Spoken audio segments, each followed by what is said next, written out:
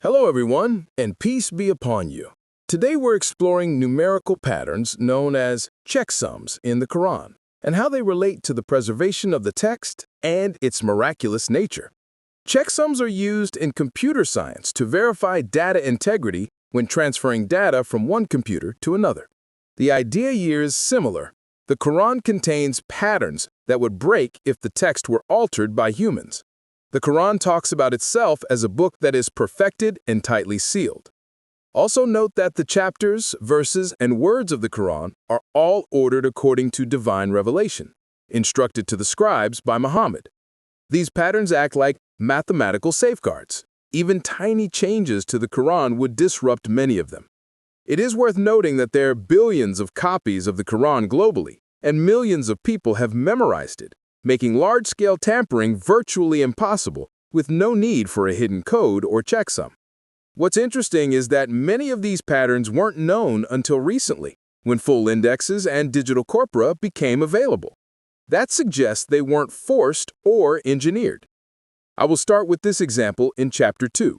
The chapter has 286 verses, and the middle verse exactly talks about the middle nation. How appropriate is that? Next are examples about pairs of opposite words that occur the same number of times, like life and death, or angels and devils. These balanced counts act like internal checks. There are also meaningful balances, like equal mentions of Jesus and Adam, both who were created without a biological father. On the other hand, day appearing 365 times, and lunar references aligning with the lunar year. This is clearly deliberate, and there are 25+ similar occurrences found. Messenger appears 513 times and matches the number of prophets' names mentioned in the Quran. Even the overall layout of chapters and verse counts shows a balance between even and odd sums with totals that match. I show the calculation on screen. This pattern is statistically very unlikely to be a coincidence and was discovered in 2013. This guarantees three things. The number of surahs is unaltered, the order of surahs has been maintained, the number of verses in each surah is also unaltered. Note that the Quran was revealed over a period of 23 years, and to then have such structural consistency is amazing. You might ask then, what about the total number of verses in the entire Quran? Has that been maintained? Here are three hidden calculations that match the total 6,236.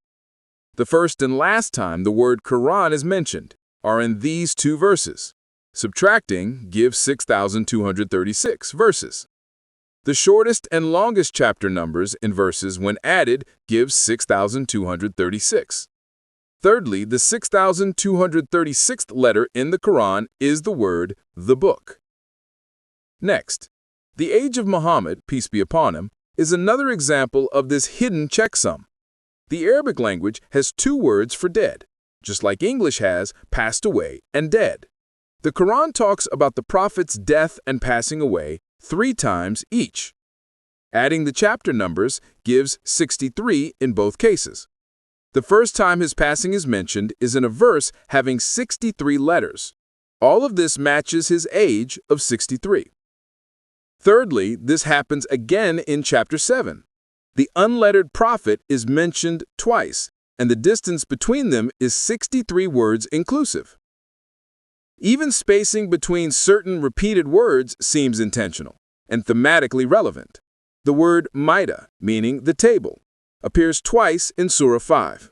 The two occurrences are 33 words apart, matching the age of Jesus who received said table.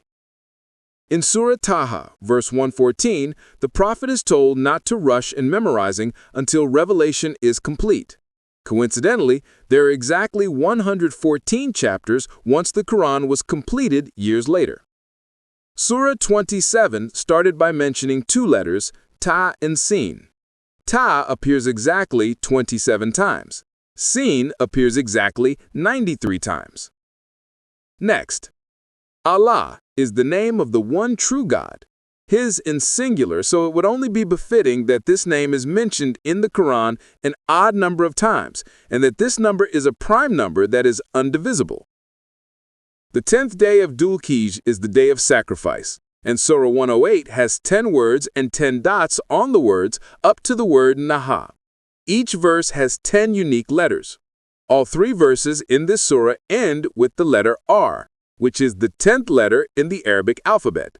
The first letter Alif appears 10 times in the chapter. Surah 57, the iron, includes numeric patterns that align with iron's atomic structure of 26 protons and 30 neutrons. Next, the letter Kaf appears as a disjointed letter at the beginning of 2 chapters, 42 and 50. In both chapters, it is repeated 57 times, even though chapter 42 is twice as long as chapter 50. In Surah 97, the references to the night of decree, which happens on day 27 of Ramadan, month 9. The word Qadr in the surah is the 5th, 10th, and 12th word, and their sum is 5 plus 10 plus 12 equals 27. The 27th word in this surah is hiya, meaning it. The phrase Laylatul Qadr is 9 letters in Arabic and appears 3 times, so 3 times 9 is 27 again. Ramadan is the 9th month, which aligns with the 9 letters observation.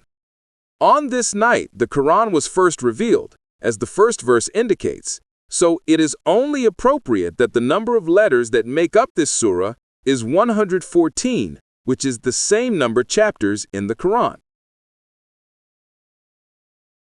There are many other miracles with numbers related to science and medicine. Those are out of scope for this presentation. I did, however, want to show an example of the symmetry in the Quran. It is not just number miracles, but also the way the meanings are symmetrical. I will end with this example. The greatest verse in the Quran is known as Ayat al-Kursi. You can pause the video and read it, then notice how the meaning is repeated around a central theme, where the last and first match, and so on.